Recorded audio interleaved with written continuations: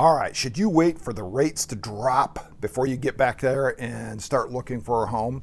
I'm going to answer that question and kind of explain to you why you might want to get out there sooner than later. All right, we get this question a lot, this objection a lot from our buyers that we work with.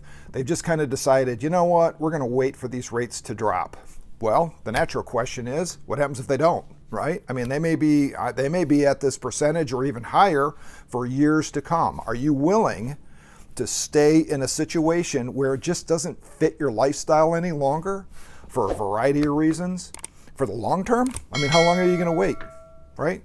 So that's number one. I mean, you know, real estate and buying a home is really a personal decision that most people make. Their housing situation just doesn't fit what they actually need. Maybe they need a bigger yard or more room or less room, or maybe the house is just too much for them and it's just, you know, they want to simplify, right? So there's a million different reasons. You know, buying a house and having a house is really an emotional and a personal situation. So don't let the rates dictate your fulfillment and your happiness with where you live, right? You know, they're not going to stay the same forever. You could always buy a house now, get into a home that you're comfortable with, that meets your needs, and then if rates drop, then go ahead and refinance at a lower rate. But at least you won't be waiting 2 or 3 years in misery until you actually get to a place where you can afford or really just enjoy. So that's number one. Number two is, anybody that was out there looking for a home in the last 2 years as a buyer found out just how brutal the competition was.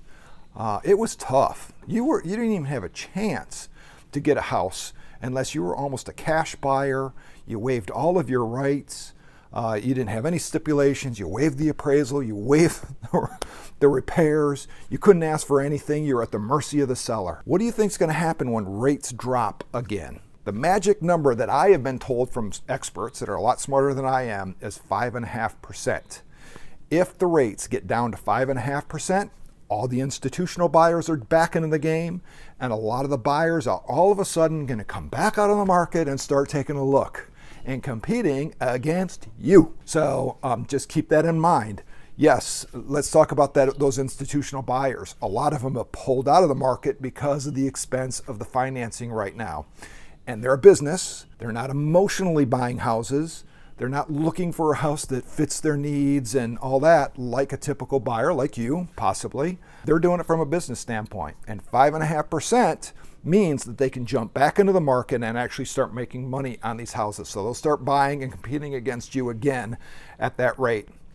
And I would hate for you to wait and wait and wait for 2-3 years. They finally get down to 5.5. You jump back in, and guess what? You're right back of what you experienced in 2022. And you're going to have to forgo and give up everything to try and get a house. So let's not have that happen. Let's get out there and take a look. And we'll be more than happy to go through this again with you, write down the numbers and make sure you know exactly what you're getting into. But now is a really good time as a buyer to actually get out there and start taking a look.